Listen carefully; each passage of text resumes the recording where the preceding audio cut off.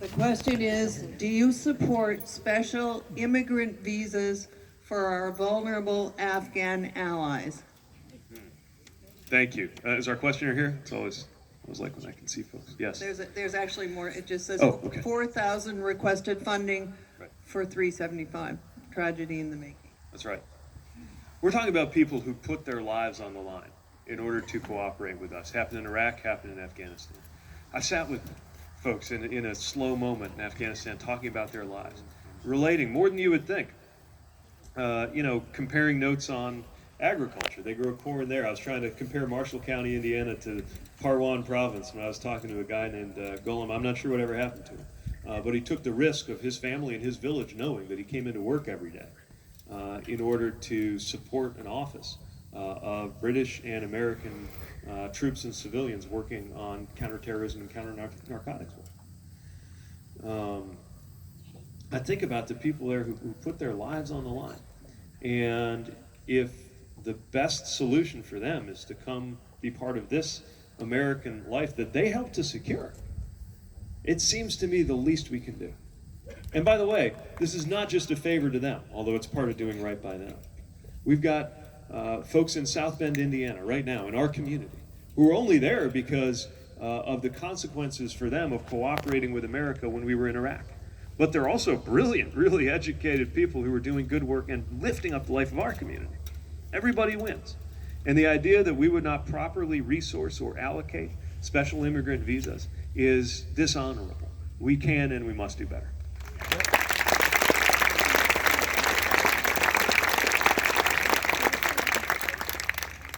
Just one aside on that, because fantasy football season's coming up, right? So when I was out there, we did a little fantasy league.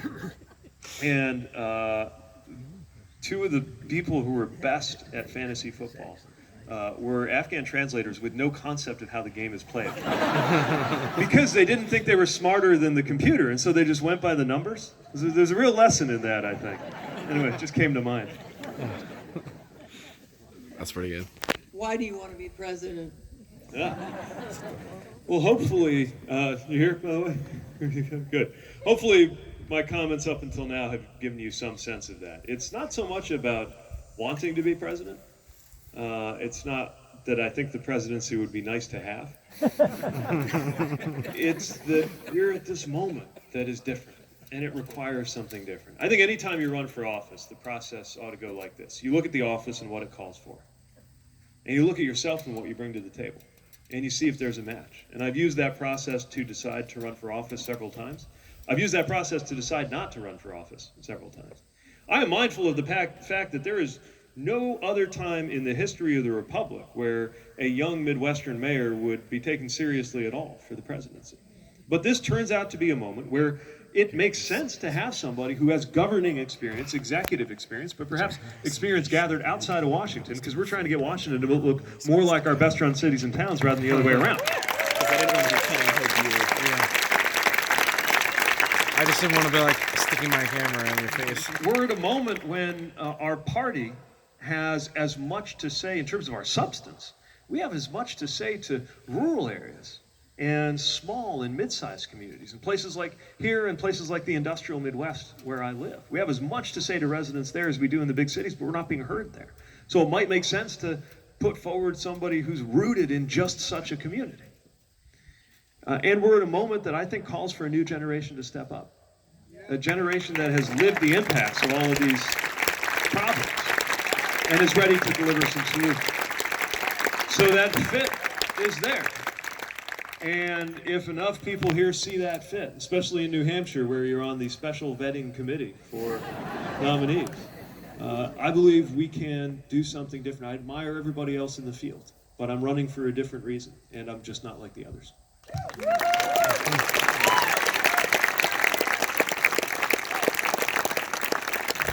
He's always said, go to the bottom. Nobody ever picks the bottom. The cost of higher education in this country is a huge equity issue. Students and their families who do attend are often burdened with mountains of debt. What do you want to do to change this? So this one's personal for us. As a household, we got six-figure student debt too. By the way, our questioner here? There you are. So, and I don't need to tell New Hampshire about the consequences of unaffordable college. The worst consequences for the state itself, because so many people find it is cheaper to go out of state somewhere else than it is in state here. And there's a direct relationship between that and the level of spending that the state commits. So more and more of the burden's being pushed onto the student. And we need on the back end to make sure that there are more ways to relieve student debt. It's why I think we should massively expand the public service loan forgiveness program, make it more generous, and make it more user-friendly so that people can take advantage of that and do away with their debt. We've got to make it more affordable on the front end, right? It should not be impossible for a middle-income family to get to college, let alone a low-income family. So we can make college free for low and middle-income students. And for everybody else, we can make the debt reasonable enough that it's not a barrier to being able to attend. How do we do it? Well, carrot and stick with states, a state-federal partnership. We can put some federal funding behind it, but we also got to induce states to step up to the plate. And Pell Grants need to be not only expanded, but made eligible to cover living expenses, because that's a big part of what's holding people back. And this time, let's peg it to inflation so we don't have to go back to Congress and ask every time the purchasing power of a Pell Grant falls behind. If we take these steps, college can be affordable for the next generation.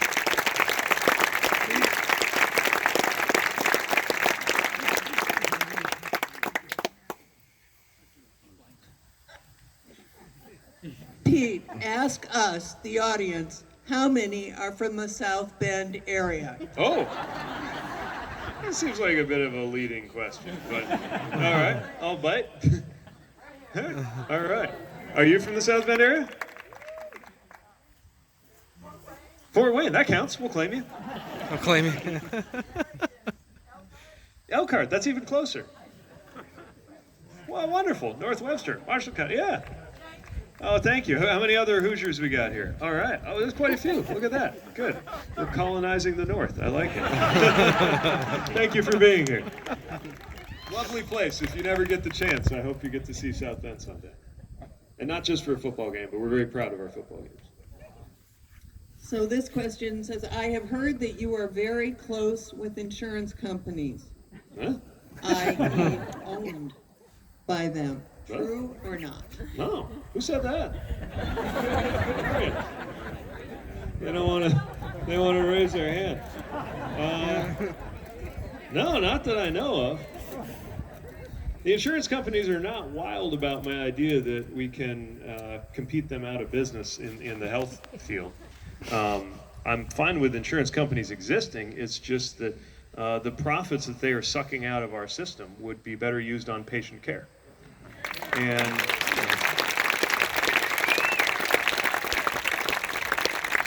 in the health field, they have contributed to a system where more of your healthcare dollar goes to bureaucracy and administrativia, and less of it to patient care, relative to any other developed country in the world. And we just tolerate this like it can't be avoided. Since when is American exceptionalism supposed to mean America settles for less? But that's what we do when it comes to healthcare. So I'm not sure if they meant health insurance companies or like car insurance or boat insurance or whatever. I get my insurance through USAA, which is a nonprofit, and they do a really good job.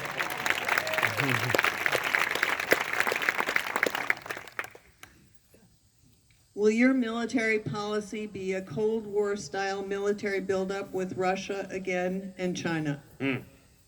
No. Let's unpack that a little bit, though. Is question you here? Nope. Over here. Hello. So it is the case that we have major challenges in strategic competitors in Russia and in China in very different ways. I don't think that has to mean that things move toward proliferation. Now, right now it's happening. So, for example, the INF treaty, there's a medium-range missile treaty with Europe, has been basically sunk. Now, that's not just the U.S.'s fault. That's Russia has been non-compliant for a long time. But the idea that you would just scrap it and not have any plan for what to replace it with is an example of what does lead to increased military buildup, which in the long run benefits nobody and could be destabilizing for the region.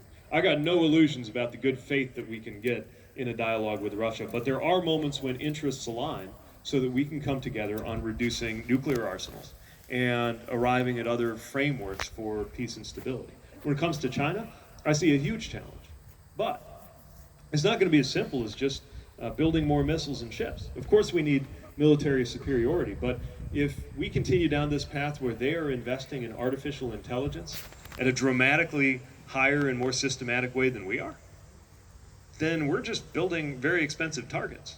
What we need to do is strategically engage China in mutual interests in stability in the Pacific Rim and around the world, and recognize that the best way to compete with them is not to poke them in the eye with tariffs, because they're just going to poke back. And that, of course, is destabilizing the economy as we speak, and not going to get them to change their fundamental economic model, but rather to invest in our domestic competitiveness. Because if they are prepared to put more in things like the Belt and Road Initiative, where they are paying to build infrastructure in other countries just to earn strategic friendships, if they're ready to invest more in that than we're ready to invest in our own, then we are going to fall further and further behind. And if we're disinvesting in infrastructure, disinvesting in education, disinvesting in our own health and in our communities, then we are going to struggle to compete with anybody. Now, the other thing that's got to happen with respect to China, Russia, or a lot of competitors is we need to lead the world in climate diplomacy. It gets us on the front foot, and it's globally important. And it is important, I think, to us today, as it has been throughout our modern history, at least at our best moments, to support things like democracy and human rights. But in order to support any of those things, whether it's climate action or democracy and human rights, we got to start by practicing at home. Otherwise, it's going to ring hollow. Part of the reason why it's difficult to express support, well, I don't know why the president can't at least express moral support for the people of Hong Kong right now.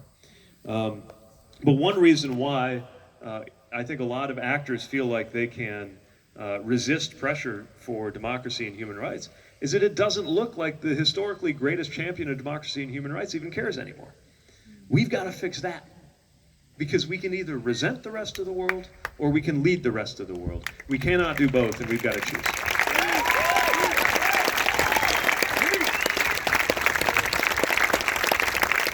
Damn. All right.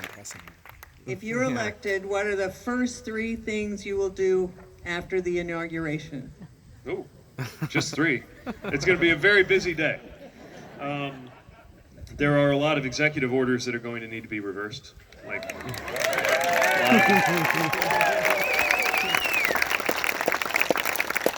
the things we get to work on immediately are climate, democracy, and economic inequality. Those need immediate attention, each of them. And some of that you can do on day one at the stroke of a pen. Some of it's going to take a lot of heavy lifting. Some of the democratic reforms I envision might take a generation to deliver. All the more reason to get to work on them on day one.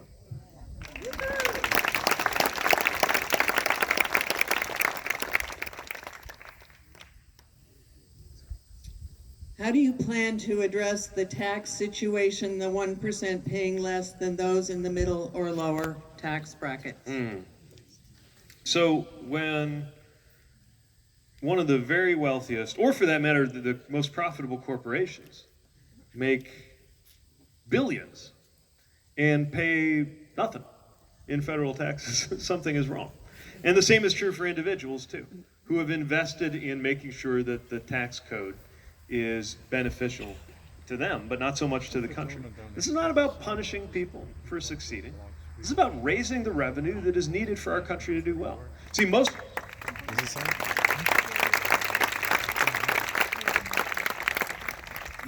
developed countries, about 1/3 of their economy goes through the public in some way, state or local or national government, that then gets spent on things that we all need to work on together, from national defense to roads and bridges to clean, safe drinking water. It's about 1/3. In my lifetime, in our country, it's been hacked down to about 1/4. And in that difference, in those few percentage points, lie all the ways in which Americans are told to settle for less in our public life.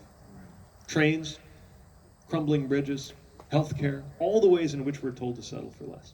So we have the revenue in this country without demolishing anybody, without punishing somebody for doing well, just asking the wealthy to pay their share, which, yes, does mean a wealth tax or something like it.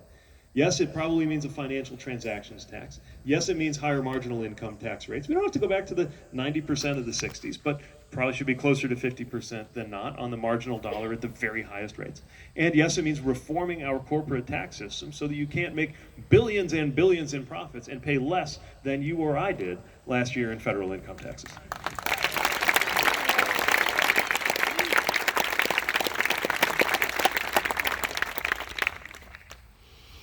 Speak about your plans for the 21st century excellent pre-K through 12 schools.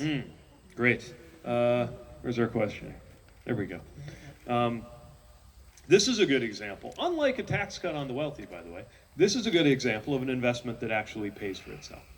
It makes us better off when we make these investments. Pre-K, pound for pound, fantastic investment. And there should be federal support for that. And then in the K through 12 system, some of what we got to do is pretty complicated. I mean, we're talking about adapting to a reality where it's not just about teaching knowledge anymore, because knowledge is increasingly at your fingertips. It's about preparing for a world where automation is changing what's expected of us in the workplace and unlocking the potential of all of these tools technologically that have come about. Some of it is not complicated. We need to pay teachers more. It is that simple. I agree. You think about the importance of the teaching profession, and you think about the gap in what we pay. Think about the very disturbing statistic that for the first time, a majority of teachers tell pollsters that they would discourage their kids from becoming teachers. That is not good news for this country, not for our economy, not for our national security. We need great teachers. And that means we need to compensate accordingly. Now, I would have federal funds go toward that and focus them at Title I schools where we have the students most in need, because we know the difference that great teachers can make for students and their life chances. The bottom line is if we just honored our teachers a little more like soldiers and paid them a little more like doctors, this country would be a better place.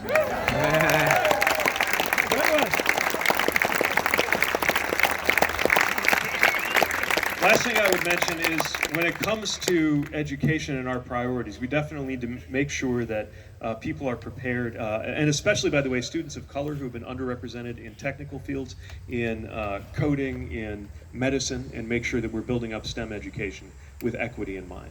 But it's not... Thank you.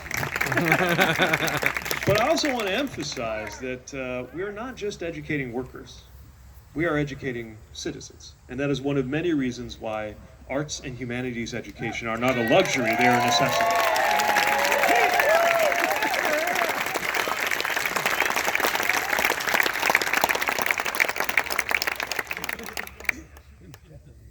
How are Buddy and Truman handling you being away so long? Oh. So I got some, if you don't know, Truman and Buddy are our rescue pups. So Truman came to us about 3 years ago, had a horrible start in life, so it took him about a year to trust us, but we got there. He's kind of mellow. Then Buddy came into our life. Buddy is a one-eyed puggle on a weight loss journey, and he's doing quite well now. I got some footage this morning from Chaston. They are snuggling aggressively after his recent trip. So I think they're a little bit perturbed by all the travel, but they seem to be handling it pretty well. Thanks for asking. Oh, so cute. And this is our last question. Special immigrant visas for Afghan interpreters. Okay. I think since we covered that, let's maybe do one more. We'll do one more. Here's a long one. Will you commit to using executive orders to restore environmental and civil rights protections eliminated by Trump? Count on it. Yeah. Yes. Next question. Yeah, I mean, you look, for example, what they're doing with the auto standards, right? Now, I come from a proud automaking part of the country, and I'll tell you, when the standards go up, that can rally. There's a reason why the president's gotten crosswise with the industry he thought he was doing a favor for, because they can actually rally our automakers to do better and drive innovation. But to do that, you got to have an EPA leadership that believes in environmental protection. Yikes. And so whether it's civil rights, whether it's environmental protection, it's clear that we need better executive action, but it's also clear that we need to legislate this so that it's not at the whim of a president, and I will lead that process too.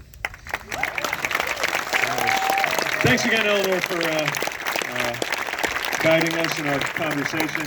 And just before leaving, I want to leave by making the case for hope, which I know is sort of out of fashion right now in our politics, because what we see is so bleak. When we see echoes between the words of our president and the words of dictators, when we see the way people are being pitted against each other, I know it's difficult to summon the level of hope that is required of us. But I'm not talking about naive hope or optimism. I'm talking about optimism we can't afford not to have, because we can't afford to go back.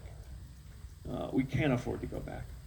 As somebody whose generation will be the first in American history to earn less than our parents if we don't do something differently, we can't afford to go back. As somebody whose marriage exists by the grace of a single vote on the U.S. Supreme Court, we cannot afford to go back.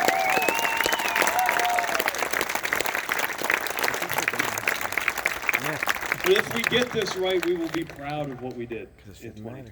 We will be able to tell kids 10 years from now, we will be able to look in the eyes of those who are kids today and say, that was the moment we turned things around. That was the moment we acted to make sure that the climate is not going to prevent you from living a full and prosperous life. That was the moment when we acted to begin to make sure that your race had no bearing on your health or your wealth or your relationship with law enforcement in this country. That was the year we looked at what was happening around us with gun violence and said, no more. We won't let this happen again. That we delivered an economy where a rising tide actually does lift all boats, by not counting what we were doing by whether the GDP went up or down, but by whether our incomes went up or down. That these were the moments when we made those choices. And if we do, we will be so glad that we came together and acted. And when they're trying to make sense of this era, it'll take a great deal of scholarship to get to the bottom of how we got here. But we will be very proud in how we got from here to there, and it begins now. It begins with you. So I'm asking if I can look to you to help spread that sense of hope and that sense of urgency in order to get something done about the problems that are affecting us as a country. And can I look to you to not disregard, but put in its place the show that this president has going on. Not to go on the show, because when you're playing that game, even when you're winning, you're losing. But rather to pick up the remote and change the channel. Can I look to you to do that? And with your help, we are